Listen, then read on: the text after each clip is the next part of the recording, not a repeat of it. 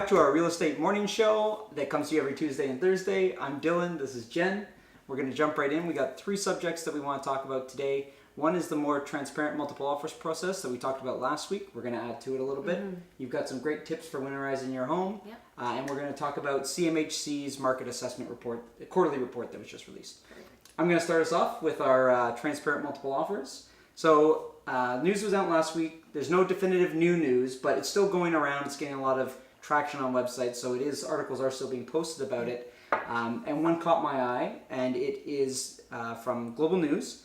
And in their article, as they were talking about, what's been proposed and all that, they discussed the auction process, because even Tim Hudak, Aria's CEO or whatever, is talking a lot about, is referencing the auction process as a way to kind of explain a more transparent system. Open bidding, right. Right, and so they do feature a listing that's coming to MLS on November 5th. Pre-bidding opens in about 6 days. And so we're going to watch this and just see how the auction process is doing currently in the state. There aren't really many of them out there. I usually hear about this in the news once, twice a year. If that, that there's an auction process. Most of the time, to be honest, I hear the news that they didn't work. So I'm going to watch this one and see what comes up. But on this note, if we're not just talking about transparent multiple offers in their current state, but just with information being disclosed, and we do move to an auction system, what do you think about that? Like, do you think that's going to be something that sellers are going to want to do? Is it going to benefit buyers? What are your thoughts? Yeah, I think there's a lot to it. I think that the only reason I could see sellers moving to it is because buyers are more open to the buying process in that system. So I guess what I mean is that if we start to see that these auction structures are attracting more buyers who are sick of the blind auction process or bidding process and want the transparency, and so they're going to that, then I could see sellers kind of wanting to capitalize on that demand of that style. But I think to go from such a norm to something so different I think that's a big jump to expect sellers to do right now. Yeah, exactly. Like, so when I was looking at this, I was just thinking, like, this, the transparency and all that we talked about is going to be good for everybody. But if we're talking specifically about moving over to more auction-y process, even if it's being done through Realtors, if it's not bringing the same results, why are sellers going to want to do it? Buyers may want it and may be good for them, but the sellers are the one that are in control of selling their home. And if the old process is working better for them, netting more money, why would they switch, right? And so I think what you're saying is, if more buyers are being attracted to that process and it turns out that it will net you more money, I think that's when you see the switch over. Yeah, I agree. Well, that's a nice little peg in. And again, we'll monitor that, and as things get updated, we'll talk about it and follow that listing in specific. Nothing new to talk about now. We just really wanted to talk about that auction process because it's been around a little while. There's not much happening with it. Yeah. Let's see if that changes. Yeah, it's a cool concept. It would be interesting, and with the way the market is going, it might be beneficial to try to test those waters. But to put a pin in it before we move on to your tips, I think the thing that might make this most appealing to people is technology. Like, if putting your bids in online through a web platform of some sort, whether it's with a realtor or not, if that technology gets in there, that would be something that would push the market versus the old ways of, like, setting everything in by email or being at the house and stuff like that. Yeah, it's like eBay is having a second coming. Yeah, exactly. Just for eBay only real estate. That never really worked out. Yeah. All right, you're up. All right, winterizing your house. So I know it's getting cold out there. We had our first snow, which is absolutely crazy. But it is time to get your house ready for the winter months. 2 reasons: 1, to protect your home from any damage from that winter weather, and 2, efficiency, right? Keeping your house warm, not losing a lot of heat, all that. So the first thing we're going to get you to do is go out there and check your gutters. A lot of people skip this because it's a kind of an annoying job. It is annoying, and it's cold and you're on the ladder, the whole thing. But realistically, if you don't make sure they're clear of debris, you can start to get ice dams, which can cause buildup and backup of moisture, which can then cause leaking, whether it's through your roof or through your wall into your house.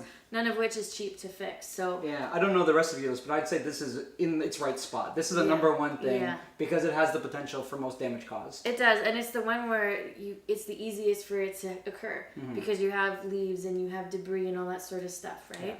Yeah, so that's if you don't do anything else, do that one. The second one is do an exterior walk around of your house while you're out there. Check your foundation for any new cracks, make sure you don't have any broken windows, any missing shingles, any siding that's fallen out of place, because again, heat loss is a big factor there in the winter months. And also, if you do have new cracks in your foundation, we're back to those leaks and those water concerns. Absolutely. And same with your shingles with the snow, right? You don't want bare patches on the roof when we have all the ice and snow build up. So make sure while you're out there checking that stuff. I'd say check your grading as well. With springtime coming and everything melting, if your grading's lower enough, that's where all that water is going to go. Check that at the same time. Yeah, so grading, just make sure the soil that's coming runs from away your from the house house. runs away from your foundation, so that any moisture flows away. The third one is if you have a wood burning fireplace, make sure that you're cleaning your chimney annually, making sure that it's nice and clean, that the flue is opened up. What happens is when all that wood's getting burnt, a lot of exhaust and fumes go up through the chimney. If there's a blockage of any sort, they're coming right back into your house, which can be a health concern. It's also an issue for your air, and on top of everything else, it's a big fire hazard. So make sure if you do have a wood burning fireplace, you're checking that. The next one is winterize your pipes. So any exterior pipes you have, make sure that you winterize them. They should be a valve that you can drain them and then close them off for the winter months, because you don't want them freezing and bursting, because again, that's going to cause moisture or water back up into your house. And also then you have to deal with fixing it and going through that whole process, which is also a bit of a pain to do. Absolutely. So when you're outside doing those gutters and checking that, make sure you're winterizing those pipes. And I believe the one in the garage should probably be done as well, going into the winter months. And turn them off from the inside and then open the valves on the outside. Really, that process is reversed, but you just want to make sure that it's shut off from the inside, and you can open up those valves so that anything that's left over is not going to get trapped in there and burst. Yeah, make sure you get it out of the pipes. And then the final one is make sure you check your furnace. Make sure you put in a fresh filter. They actually recommend in the winter months that you change your filter monthly, as opposed to every couple of months. I think it's every 3 months throughout the rest of the year. Reason being that your furnace is running a lot more in the winter. So, make sure that that furnace is nice and clean, so the air coming through your house, getting recycled through the heating system, is cleaner air. And also, obviously make sure your furnace is in good working order. You don't want to have a huge snowstorm and then your furnace doesn't work. It's not a position you want to be in. It's going to cost you more in the long run. It's going to cost you more in the long run, and a couple of days of being freezing cold, which nobody wants. So if you guys can take care of all that around your house over the winter, you'll save money, you'll lose less heat, and you're not going to be worried about any water issues or have any concerns of any kind. So, Perfect. Those are the tips. Those are good tips. Yep. And actually, I want to give a shout out to our friend Stu, who reminded me to shut off our water going outside from the hose, because I had totally forgotten, and we had -4 temperatures up here, and he sent me a message. So thank you, Stu. Thanks, Stu. So then I'm going to jump back into that CMHC quarterly housing market assessment. Essentially, what CMHC does every quarter is they take a look at all these major markets and evaluate them overall for their risk. And the main factors that they're looking at are interest rates, disposable income, and price acceleration. Everything pretty much stayed the same from Q3 to now Q4. The big difference, well, I guess the main headline that, again, if you're just seeing articles going around because this report is new, is that Toronto is still highly vulnerable, both because of because of being overvalued, and then they give it a overall rating of vulnerable, or highly vulnerable. So this isn't a surprise. We know that prices have softened, but we know the core is still going very hot. We're still seeing low inventory, and we are still seeing multiple offers. So it makes sense that this report is exactly where it should be.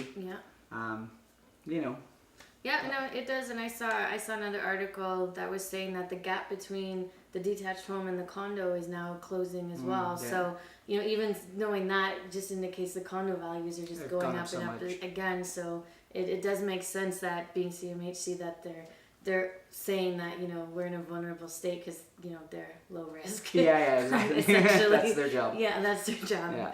And so there was one change, and it was Winnipeg, actually.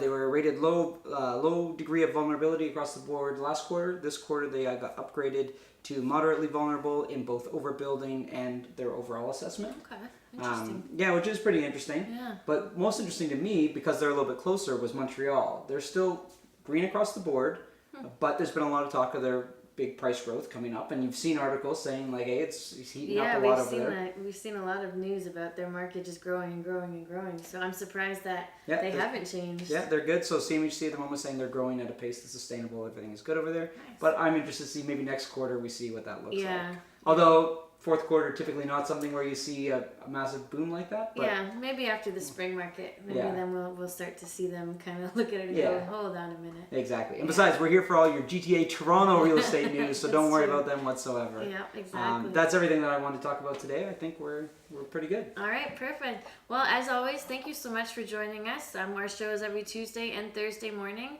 If you do want to check up anything that we've been talking about or read more into the articles or see that auction house that we were discussing, links are down in the description below.